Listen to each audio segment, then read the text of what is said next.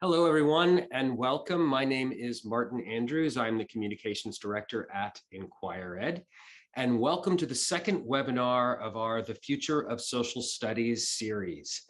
And today's webinar is Beyond Polarization, centering the practice of inquiry in social studies. If you have any questions during any part of today's webinar, just share them in the chat, and we will make sure to try to address them at the end of the session. Also, on Monday morning, you'll receive an email from me with a link to a blog post that will include a summary of the content we've discussed, including any of the resources mentioned, and a video recording of the webinar. And you can feel free to share that out with others. The email will also include a link to request a certificate of attendance, which I think you'll also get one of those today, right after the webinar. For those of you just joining us, thank you so much. Chat, you're welcome. Chat your questions as they come to you. Welcome, welcome, and welcome. As I mentioned, this webinar is part of our Future of Social Studies series. Up next on October 21st is Implementing Elementary Social Studies Best Practices from District Leaders. And then on November 4th, we'll be digging into the importance of culturally responsive instruction in social studies. And finally, on November 11th, we have Unlevel That Text, Integrating Literacy and Elementary Social Studies. And you can head on over to inquireed.org/webinars to explore and register. I want to tell you that today's webinar and this whole series is brought to you by the National Council for the Social Studies. Now, you need to head over to the National Council for the Social Studies at socialstudies.org/conference and register today for their 101st annual conference and Solidarity in the Social Studies. Experience more than 300+ hours of social studies content to increase your professional learning. Founded in 1921, the National Council for the Social Studies is the largest professional association in the country devoted solely to social studies education. NCSS engages and supports educators in strengthening and advocating for social studies. Go to socialstudies.org to find out more. The webinar series is also brought to you by inquirED. inquirED has created Inquiry Journeys, our elementary social studies curriculum to move students and teachers beyond the textbook, supporting culturally responsive education and inquiry-based teaching and learning. You can go to inquirED.org to find out more about that. So you know a little bit about the sponsors. How about we find out, before we bring our amazing panelists on, how about we find out a little bit about you? I'm going to launch a poll right now. What is your role? This is multiple choice because you often, if you are in the world of education, you are probably wearing multiple hats. So tell us, what role do you play in education? Are you an elementary teacher, a middle school teacher, a high school teacher, instructional coach, curriculum lead, district administrator, principal? Hey, listen, if I didn't include your role on this list, it's because Zoom only lets me write a certain number. So if you're not on here, then in the chat, share your role and where you're from. So I will give you just a few more seconds to take that, and then I will share the results so you know who's out there with you today. So we are at 70%. So if you haven't taken the poll, just take it real quick and tell us where you're coming from in terms of the educational world. And we're at 75%. So I'm going to end the poll right now and share the results with you. It looks like we have a balance of people out there. We have elementary, middle, and high school teachers, instructional coaches, lots of curriculum leads, district administrators, curriculum developers, professional learning providers. So whoever you are and wherever you're coming from, I really hope that today's webinar will provide you with some of the tools that you need to center the practice of inquiry. And what's going to help us do that is the fact that we have 3 guests with us today that are going to talk about this with us. We have Ashley McCall, a 3rd grade educator and Teach Plus board member, Dr. Emma Humphries, the Chief Education Officer at iCivics, and she was a member of the EAD Executive Committee, and Elisabeth Ventling Simon, co-founder and head of learning experiences at inquirED. So panelists, if you can turn on your cameras now, and I will stop sharing, and I will make us all in a gallery. There you go. So it's so great. Thanks everybody for joining me today. And what I wanted to start out with, we spent a lot of time in our last webinar really digging into polarization. And I know we're talking about inquiry and we're going to get there. Here's the question that I would start with. So often polarization creates this noise, and maybe intentionally, so much noise that we can't have the real discussions that we need to be having about social studies instruction. So I'm going to ask, what are the key discussions that we need to be having in social studies right now, in response to polarization, and maybe in spite of it? So I'm going to first serve that question up to Emma. Emma, how would you respond to that? What are the real discussions that we need to be having that maybe this conversations about polarization are covering up? Yeah, thanks for that question. I mean, I think in a sense, in a broader sense, even beyond social studies, we need to be having discussions about how to improve education for all kids, how to make kids' lives better, how to ensure they're safe and healthy and ready to learn in schools that truly welcome them and nurture them. And then in classrooms, we need to be having discussions about our nation's history, the good and the bad, about current and controversial topics that allow students to make sense of the world around them. And just as importantly, learn how to have productive and civic conversations, especially across difference. But right now, I think the noise is just too loud. We're not really having any of these conversations, certainly not nearly enough. Yeah, and Ashley, we see you there with your classroom in your background, and we know how hard teachers are working and these issues, and sometimes this controversy makes it that much harder for teachers to do their jobs. What are the conversations that you wish that we were having from where you sit in your classroom?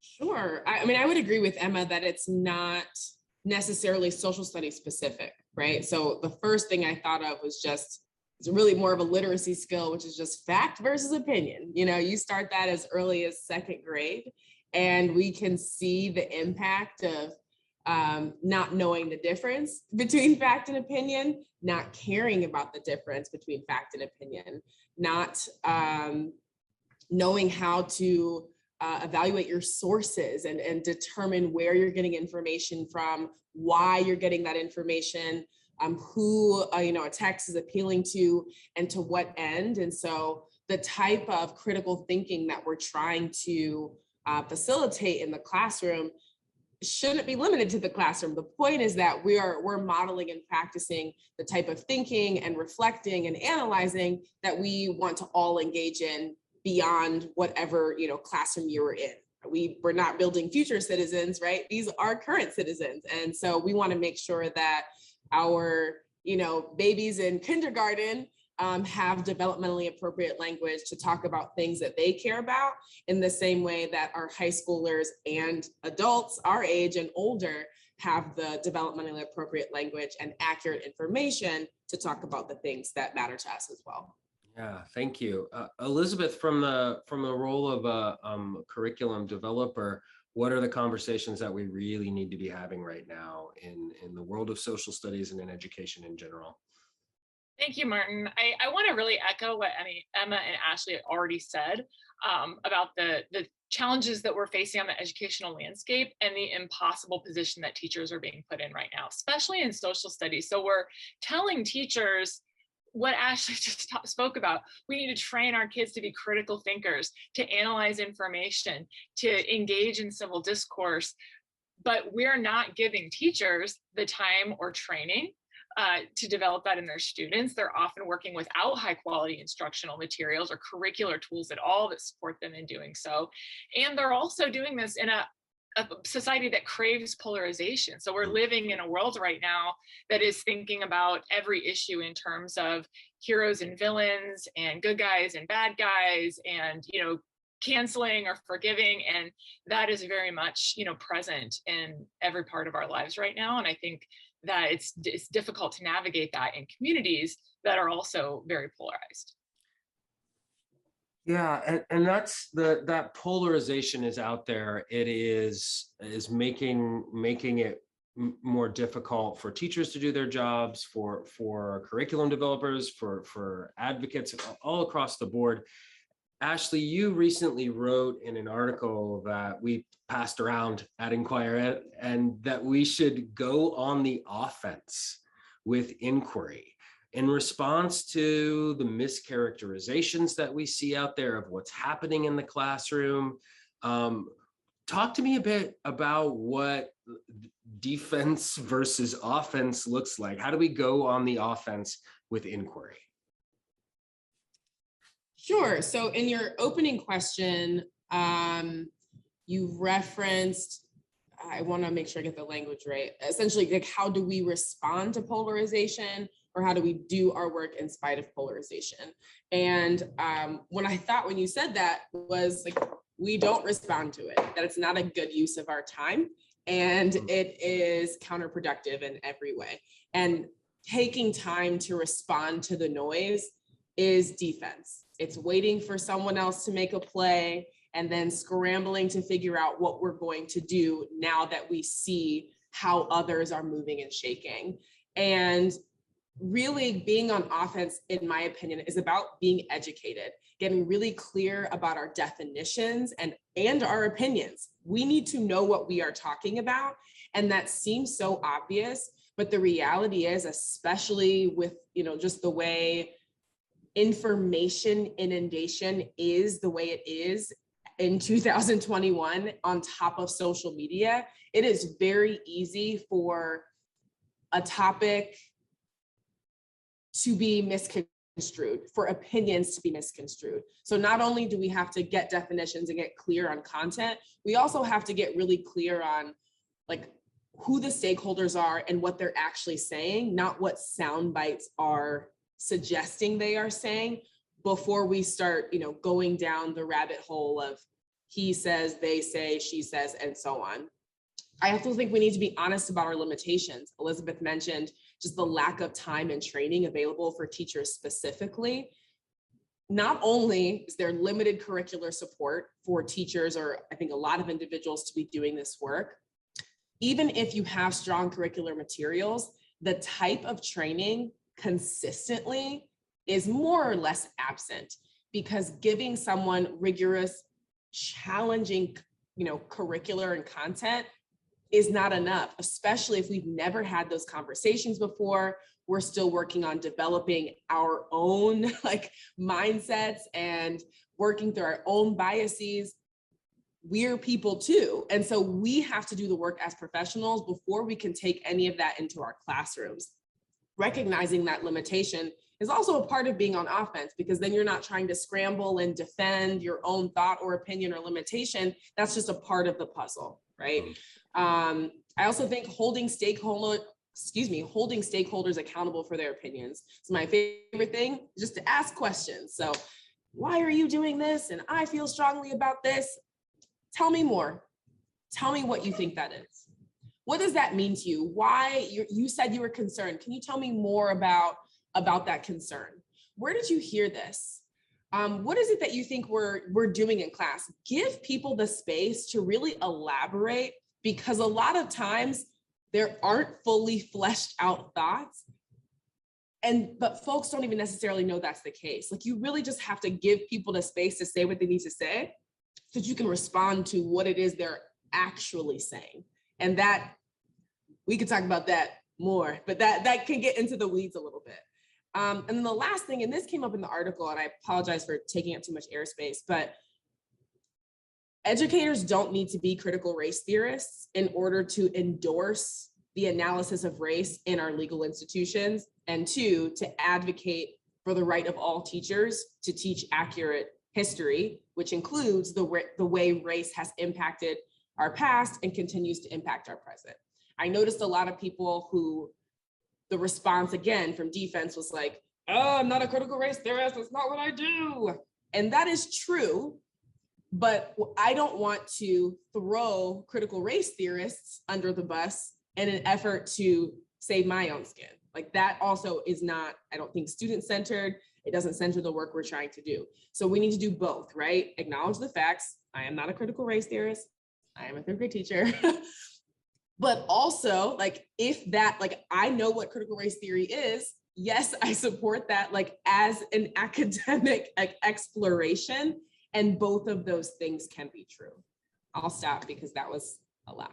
No, I appreciate that. And I think it's so much of this polarization has its roots in mischaracterization of terminology and things like that. So actually giving space for that discussion is something that would really be beneficial. I'm going to send a similar question over to you, Emma.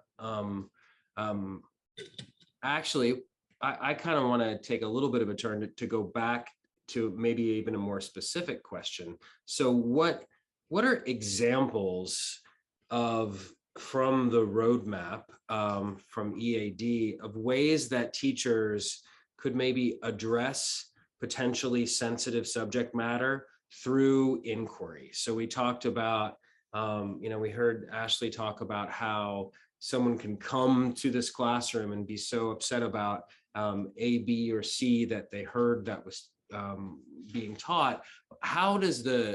If you look at a sensitive subject matter, how does the roadmap perhaps give teachers some tools to deal with sensitive subjects? And I know you shared something with me, so I'm going to share my screen here. I'm going to go back and share that, and then move forward one slide, and then let you talk a little bit.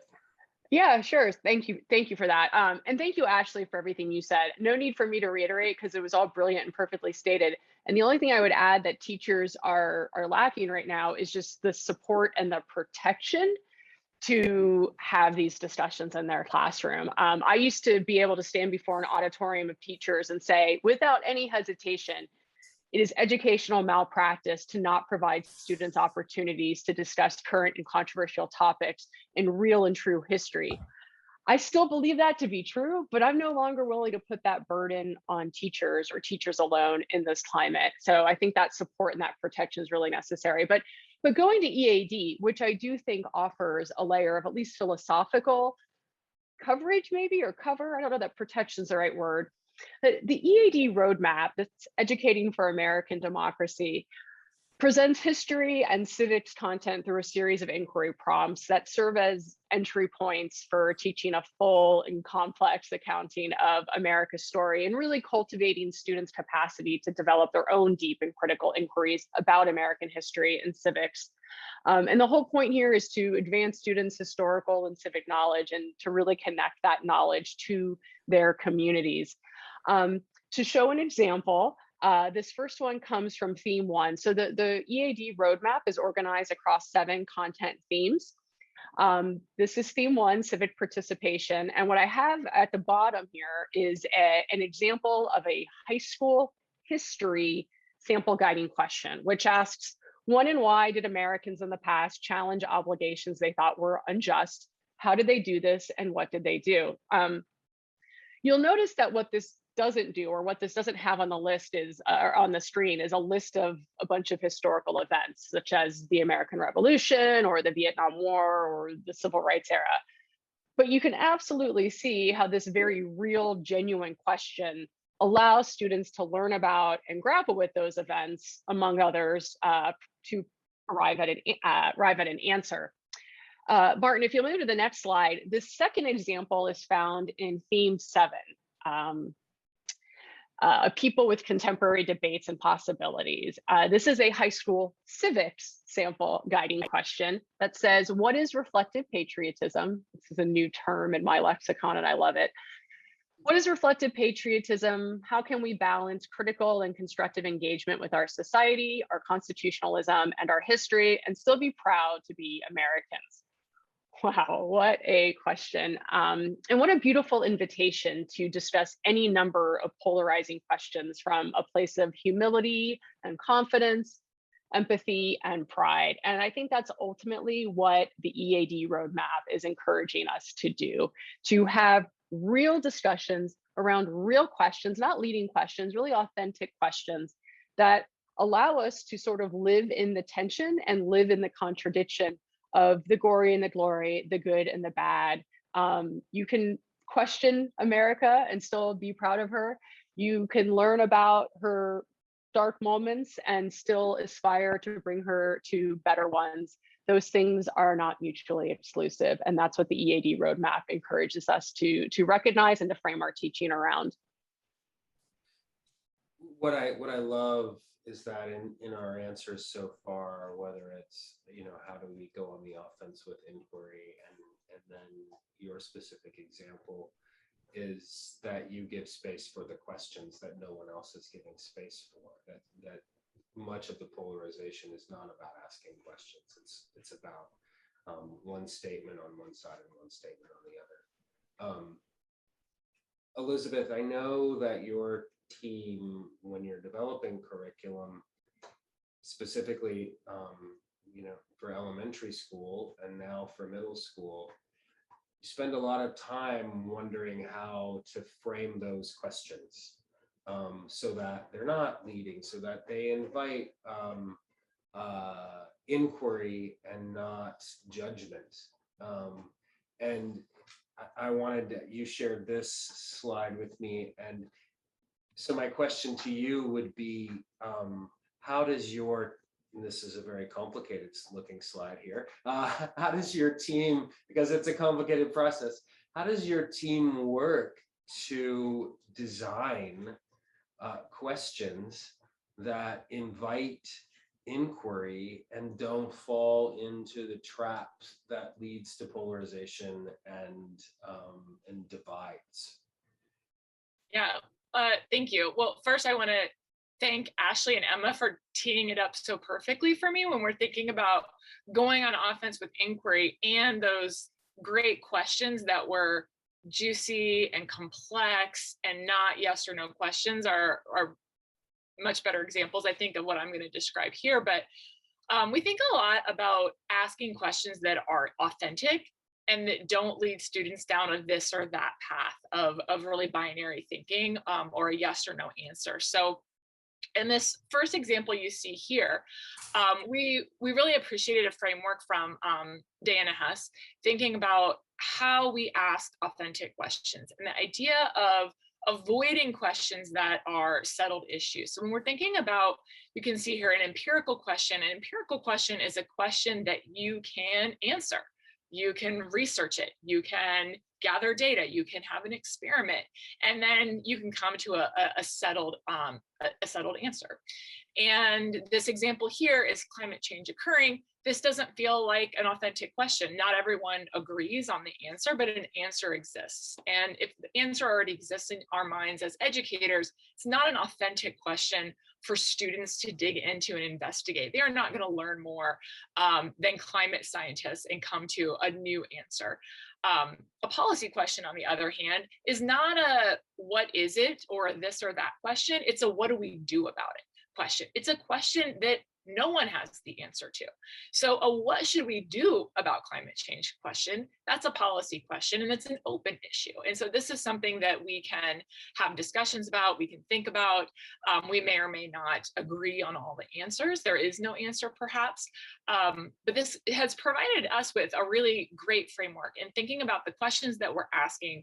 Are they open? Are they settled?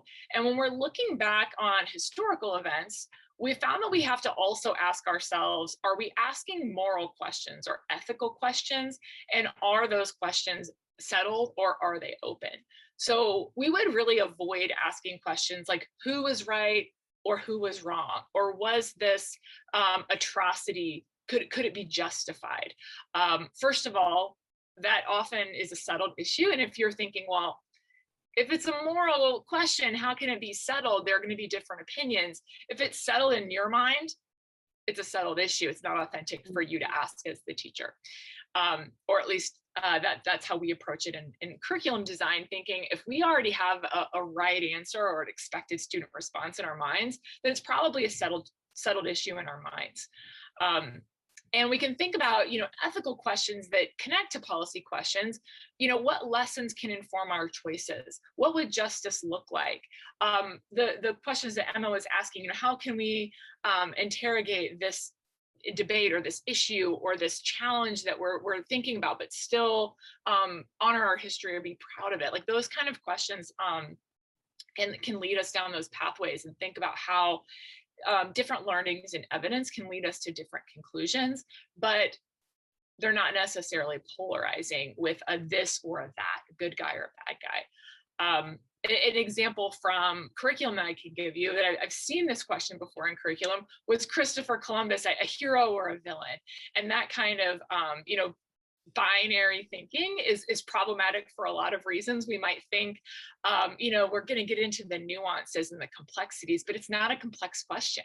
It's asking us to take sides in a way that, first of all, might be putting students in a position of justifying incredible harm, which can do harm to kids in the classroom and is, I would say, not okay. But it also is asking us to pick a side in a way that sides can't necessarily be taken. And so we think about what are open issues, what are issues of policy or reflection or ethics that aren't moral, that aren't empirical, and that are not settled.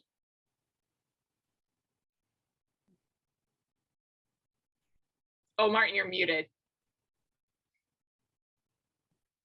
Thank you. Yeah, so I think that provides a little bit of a framework. I don't know if, also what I didn't say before the audience got on that I'll say now is that please, Emma or Ashley or Elisabeth, if you want to respond to each other, that is because I saw you shake your heads and things like that. So if you want to jump in and respond to something that someone else shares, please don't let my questions get in the way of a good discussion. So I want to move on and say that Ashley, you also shared what I loved about what you shared, the example that I pulled out from what you shared, is that it made me think of how the polarization present outside the classroom, it can be absorbed and expressed by the students inside the classroom, that it can be distilled and we can start to see it in the classroom. And how do you respond to that as a teacher? And I'm going to go back to my screen share here because you shared a full deck, which I will share as a resource in the blog post. I pulled a couple of slides out. I would love you to just talk through this circumstance that happened that was clearly a moment of where polarization kind of affected the flow of your classroom, and how you responded to that. So if you could set the scene for us and talk about your response. I have one more slide that sort of gives some examples of what you did with students too. Sure. So we were remote learning during the 2020 election. So that was so much fun. And as many of us know, elections in and of themselves can be incredibly polarizing, just the way that we do them, in the United States, and the way money works and ads work and all of that. And over the last several years, I've really seen how with students increase activity online, that even they are seeing more political advertisements and attack ads and just all of these things that I don't think our children were as exposed to in the past.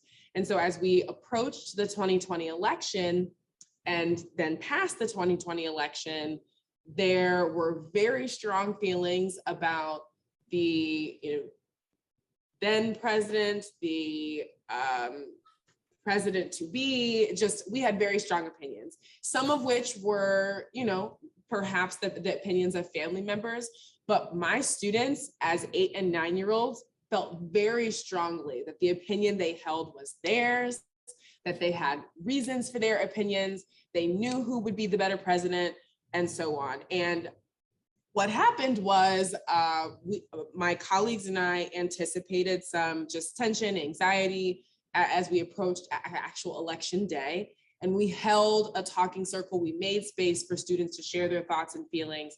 And before we closed out, are there any final thoughts? Anything anyone wants to say? Do you want to send me a private message? Do you want to share it to the class? And we're trying to facilitate all of this virtually.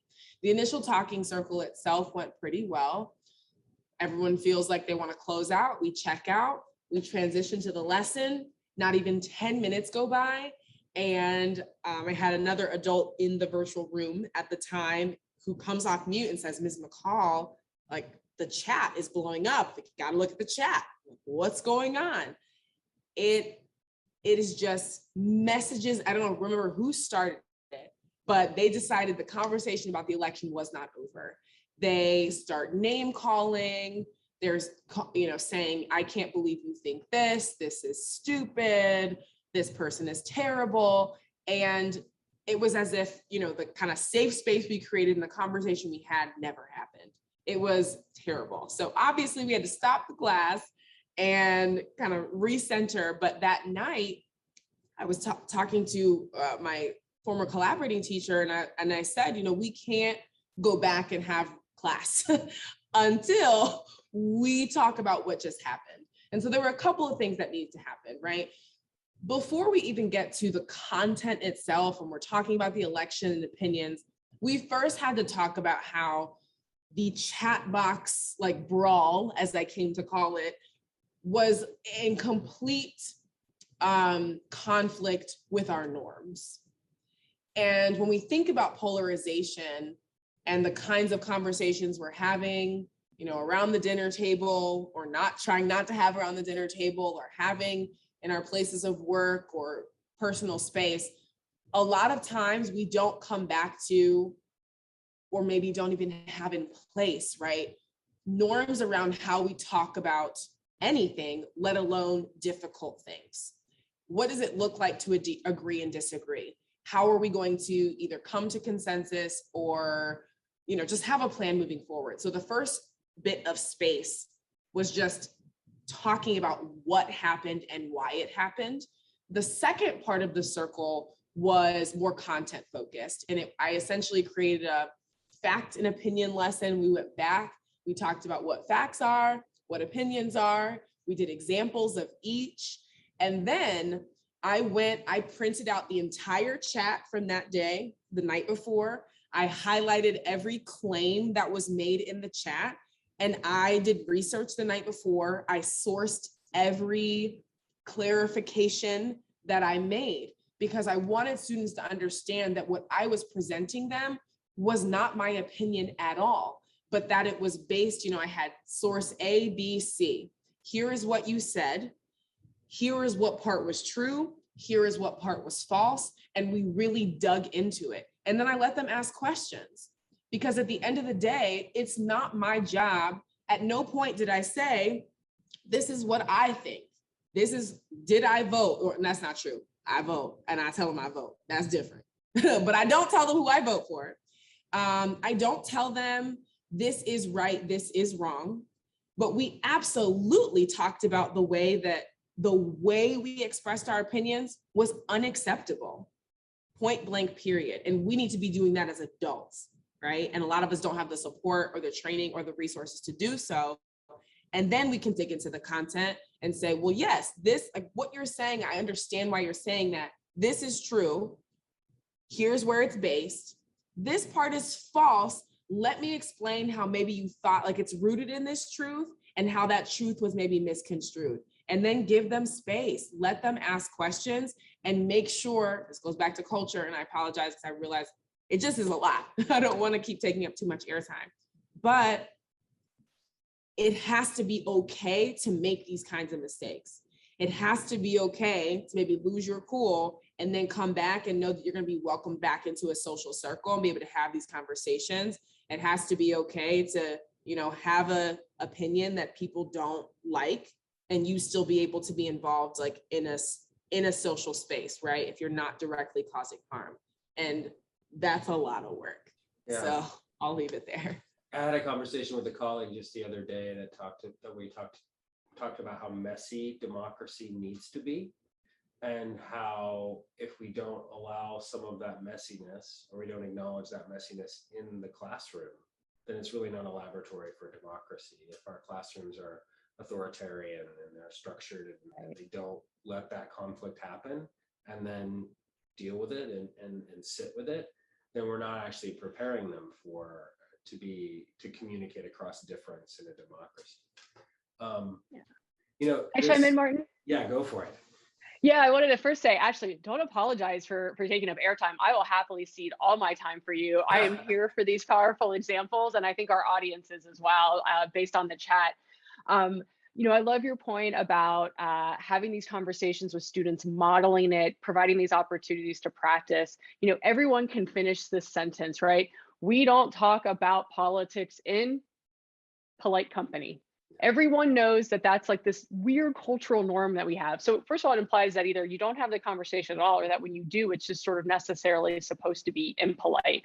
So we're not having these conversations as adults. We're not providing students opportunities to have them. And then what they see, what is modeled for them on 24-hour cable news, presidential debates, videos of school board meetings and local government meetings, it's all really terrible. And I have just a personal story that I want to tell. I've been working with a group of young people down in Hollywood, Florida, which is my hometown.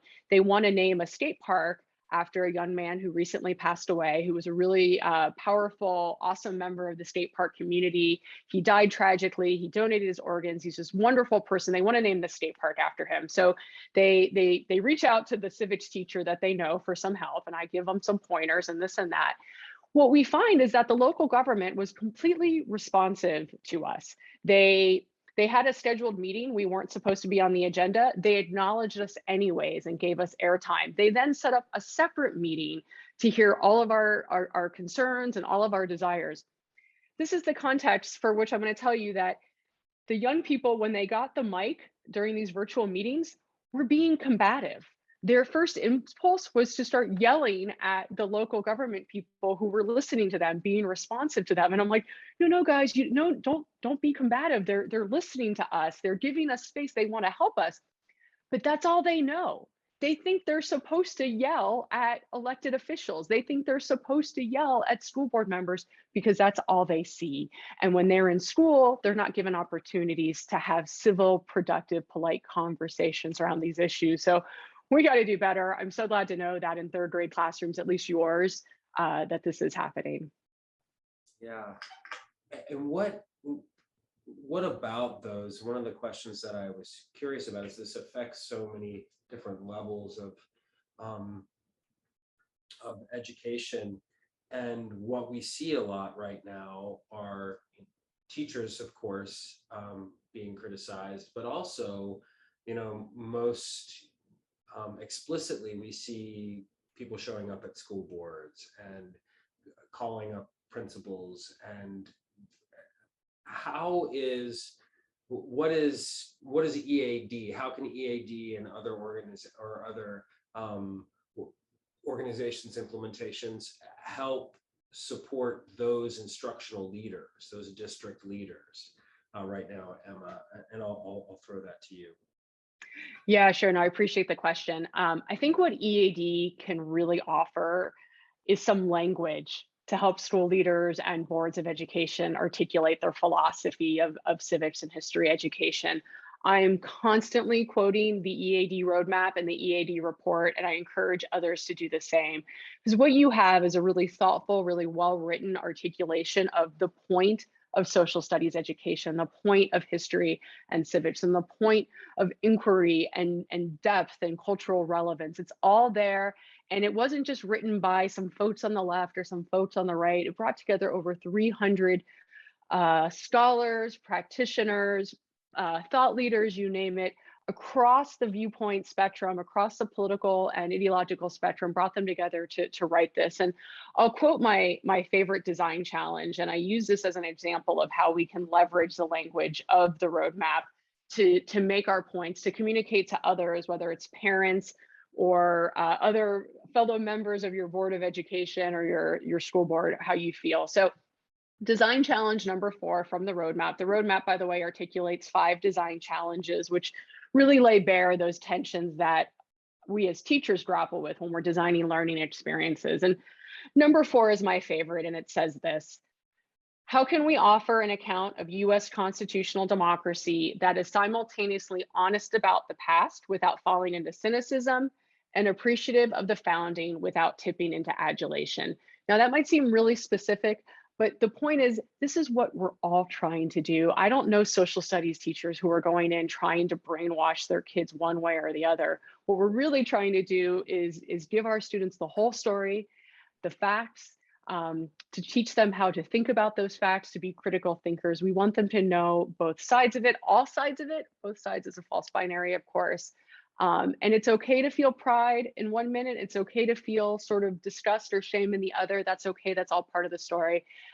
So my point is, lean into that language when you're struggling to find the words to say what you believe as a teacher or as a superintendent or as a principal. The roadmap can help you out, and it's perfectly okay to quote it. I do it all the time. Yeah, one of the things that I see popping up in the chat are there's terminology that's popping up, and what we see right now are terms that have for a very long time meant this one thing, and I'm thinking of maybe informed action. I'm thinking of culturally responsive education. And we in the education world have always, we understand what they mean. We understand those terms, and they're being misinterpreted. So I want to ask about some misinterpretations, and I'll take the first one to you, Elisabeth. I think that when someone sees, I've seen this writing, like when you see informed action, it really means that the teacher is forcing their students to go to protests, and this is the misinterpretation of informed action that's out there. How can we respond? So we have teachers out there that, how can I tell my the parents that are coming to me what informed action actually is about? So what would be, Elisabeth, how would you respond to that as someone who thinks a lot about designing units that each end in some form of action with a lot of choice for the teacher, but how would you respond to that? Well, I appreciate what Emma was saying about developing language that everyone can understand. Give teachers the tools to talk about what they're doing in a way that's consistent, so that the message is consistent no matter who's hearing it. So I would define informed action as students taking their findings, their learnings, and then doing something meaningful based on the opportunities and challenges that they're facing in their context, in the world around them. That doesn't mean that the teacher is turning them into activists or protesters, although that might be an avenue that they go down. That's not our job to determine what their action should be. It's the student's job in the classroom to identify what are the challenges and opportunities we're facing, and what is coming out of the evidence that we've gathered or the learning that we've done. What opportunities and challenges can we identify around us, and what have we learned about this historical content or this economics concept or this geographic information that's telling us, there's a problem to solve, there's an opportunity that we can act upon here. And so, developing some common definitions and language is helpful. But something else that's really on my mind is the responsibility of school leaders not to leave teachers holding the bag when those questions come around. So I was really amazed by your story, Ashley, and thinking that what a great example of a master teacher who has built classroom community, who knows their kids and knows what to do when something happens, that norms are broken and we need to come back together and move forward together. But many, many teachers would not be able to handle that situation in the same way. They would not have the experience, they wouldn't have the training, they wouldn't have necessarily the instincts to be able to do that. And so what happens when a teacher doesn't have the language to talk about this, or the skills to talk about that, or the training to move forward when something unexpected happens? And so we can develop language, but we also have to support teachers in giving them that language and not assuming that they can just go figure it out on their own and then we'll all have a consistent message. Yeah, absolutely. Another conflation that is happening, and I'll bring it back to you, Ashley, because you mentioned critical race theory, and what is happening is culturally responsive education and critical race theory are being conflated in a lot of instances, and pointed at and saying, if you see culturally responsive education, then that's a code word for critical race theory. And without, like you said, throwing critical race theory under the bus at all, how can you, if a parent came to you, or someone came to you and said, you said you support culturally responsive education, can you tell me what that is and how it's different than critical race theory? What would be the response to that? Yes. So first, I think it's very generous to say that for a lot of folks, this is a misinterpretation. I'm going to call it like it is and say it is being actively weaponized for an agenda. Absolutely. And there's a difference, right, between misinterpreting something and recognizing that this is an opportunity to fire up a particular base. Yep. And to either distract from a conversation we need to be having, which is exactly why we're here, right, to figure out what we should be talking about, or again, to achieve another goal, right? And so I think it's important to even be clear about that to help me frame what a response is going to be. Yeah. Although I have not had this question this year, I've definitely seen colleagues who were receiving, form letters and, concern about, books that are being taught and so on. And I will give a shout out to, my particular administration that is very supportive of not only what teachers are doing, but being really clear that what we're doing is just good practice and it's nothing different than what we've been doing for years and years and years. And we just go back to the standards. This is standards driven instruction. I can pull out exactly what standards all of our units align to, both in social studies, in literacy, and any other kind of cross-curricular content that we're working on, and make sure families know that we want your students to be successful, thoughtful humans, and here are some of the ways that we're going to do that, right? COVID times is incredibly challenging in terms of sharing space with families in times that I would before. Right? I'm going to create a hypothetical scenario. Let's say there is major concern specifically at my grade level, and we know that coming in. I'm not going to wait until someone reaches out to me at the beginning of the year. I'm going to open up my classroom and say, hey, we're going to talk about this thing that is on people's minds, and we're going to come in and see what we're doing. Here are the books that we're reading. Here are the questions that we're asking, and here's why we're asking them, right? And then we can, again, have a conversation. So I'm really, as much as possible, try to even avoid being in a situation where it's, I heard this is happening, tell me your opinion. Because similar to Emma's example, it's blah, blah, blah, argument, let's have a fight, right? That's the structure. Versus, hi, I'm so excited to, teach your child this year. Here are the things we care about at Chavez. Here is the, here's the curricular content I'm going to use to facilitate that learning. What do you want to know? Because my door is always open. And I do recognize that it can be a challenge to have that sort of open door policy and feeling when a lot of teachers feel like we're under attack and that there's a lot of risk involved. And so I'm not under any impression that that's going to be easy or the same for folks in different contexts. But I do think, again, to Elisabeth's point, that it's got to be a team. It can't just be me. It's got to be my grade level. It's got to be administration. I need to be clear about where the district stands. So I hope that hopefully they didn't feel like an opt-out of not responding, but as much as possible, I'm not going to be in that situation. And if so, lay out the questions. Like, what do you want to know? Yeah, I think it's a very master teacher way to respond to it. Like, let's set up the environment so the problem doesn't occur.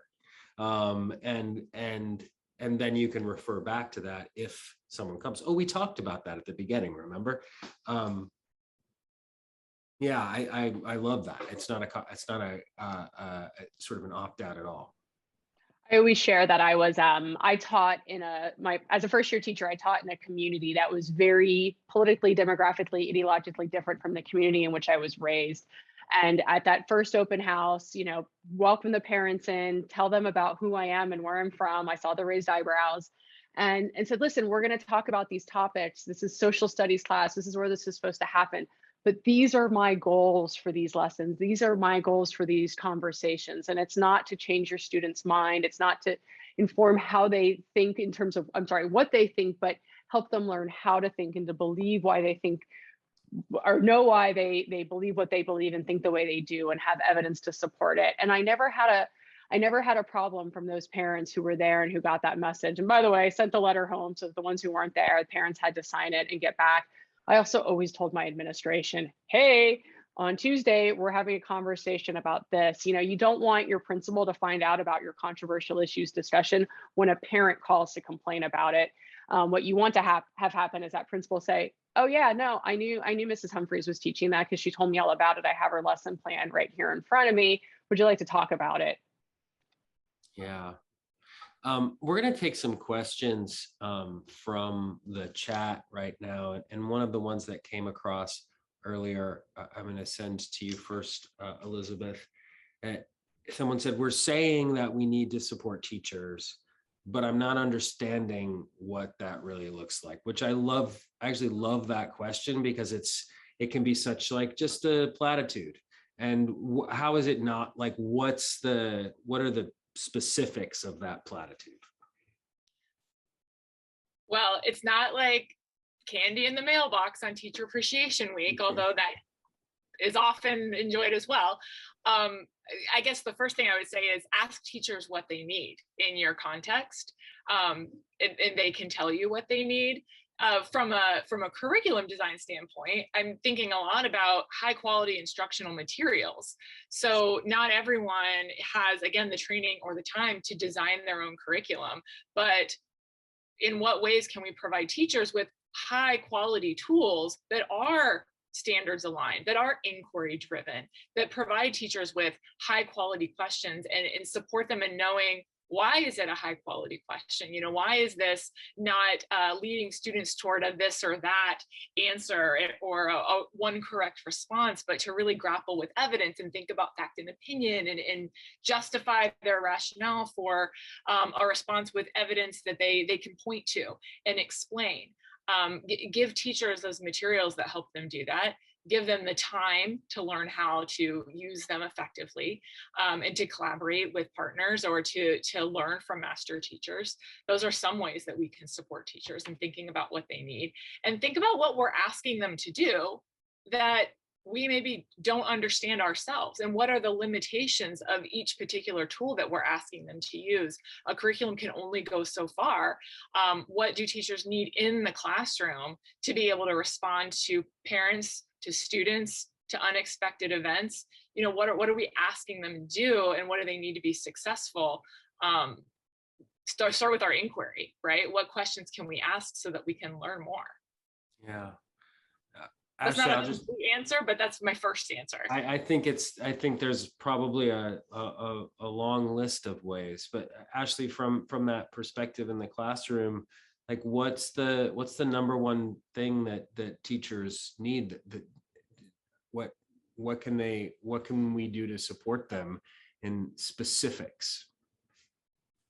I would say the number one thing is administrator support. Yeah. So I have had a very interesting journey, and I've been at 3 different schools, and this has hands down been the best experience I've had because my administrators support me. And part of that is, building trust. They trust me as a professional. They understand what I'm doing.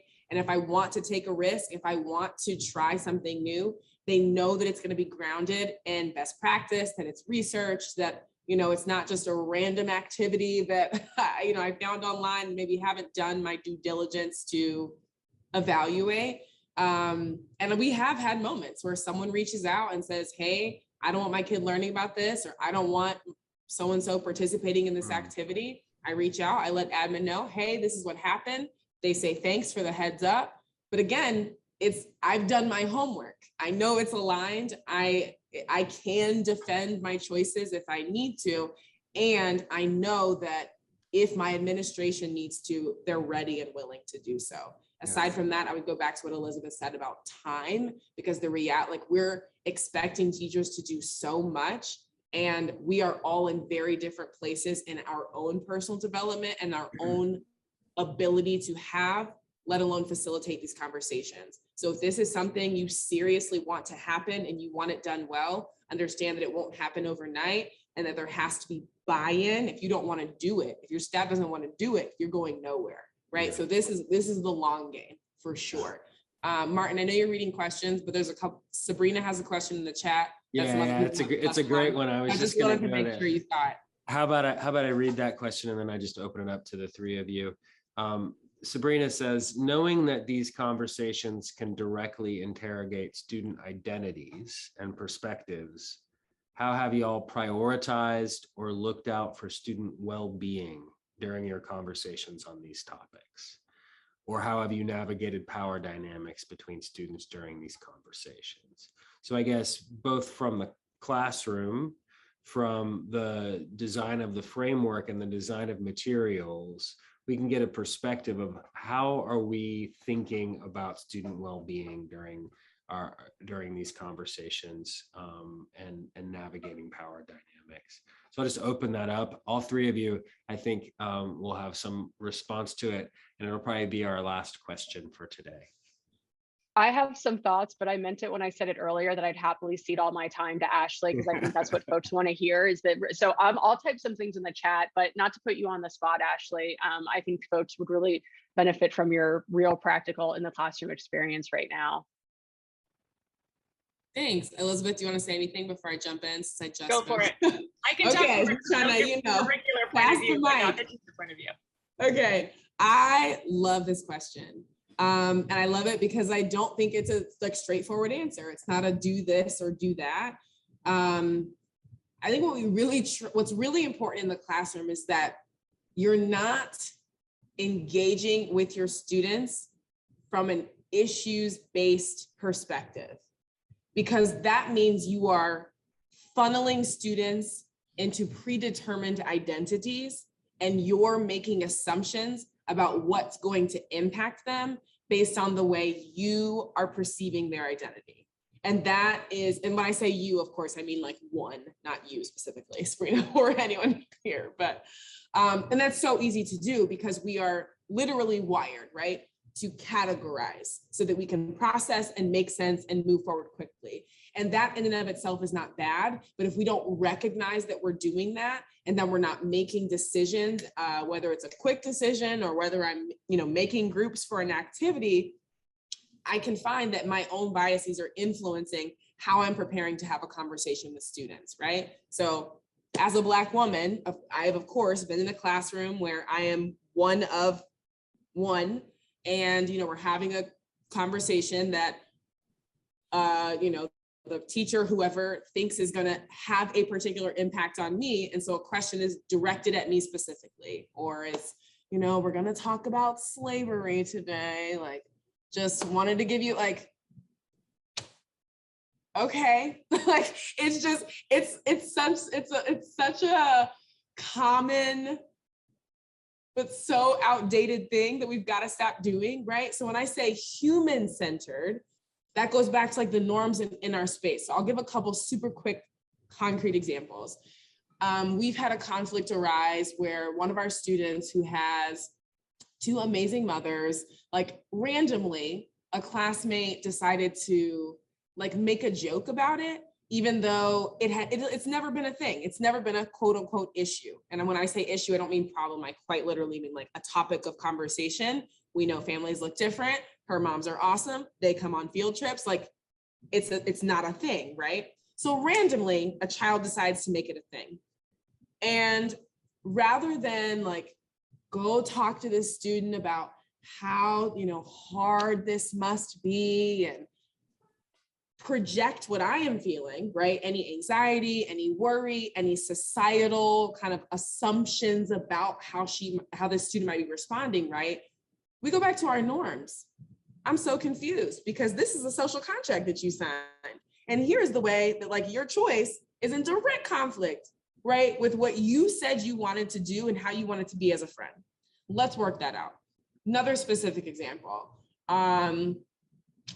Oh gosh, I have a student, sweetheart, but just a child. So they say funny things, they do funny things, intentionally or unintentionally.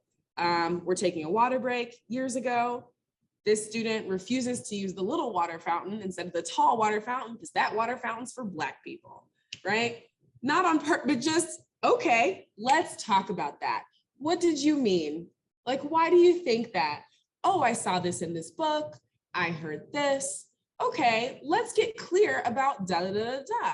Do you understand why that might hurt someone's feelings? Why might that hurt my feelings? Like, it's just questions. It's literally all inquiry. It doesn't matter how old they are. It doesn't, literally babies and full-grown grandparents. We just have to ask people questions because our identities shape our lenses, what we're doing, what we're thinking, how we say it, and why we say it.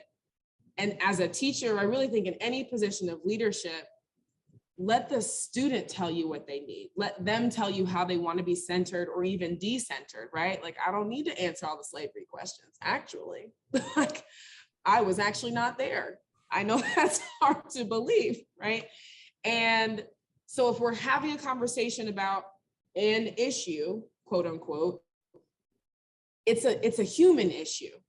And if a student wants to come forward and share their identity, like as an undocumented student, as an LGBTQIA student, as a trilingual refugee, that is their choice, right? And it's not a matter of catching them off guard because, again, the culture here is like, you already know what we're going to be talking about, you know why we're going to be talking about it, and it's for the growth of our community.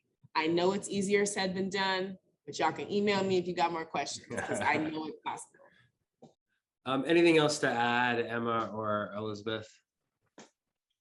Said a few things in the chat. That was brilliant. Okay. I'm so glad you were able to share that. I wrote a few things down as well. Great. And so everyone, panelists, Emma and Ashley and Elisabeth, thank you so much for joining us, for digging into this, for being so connected and to the mission of supporting teachers and getting down into what that actually means and supporting students as well. And everyone, thanks for joining us today.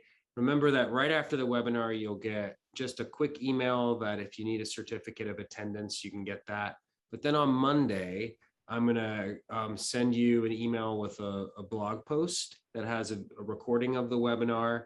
I'm gonna include Ashley's resources and some links, I'm sure, from EAD and the questioning protocol that Elisabeth shared and any other resources that we talked about during the course of this. I'll have Ashley's article in there, things like that. And it'll have a little summary of the blog post as well. So look for that on Monday. But hey, everybody, thanks so much for joining us today. Panelists, thank you. Yeah, Thank you, and Martin. yeah, Thanks. and everybody just take care and keep moving forward.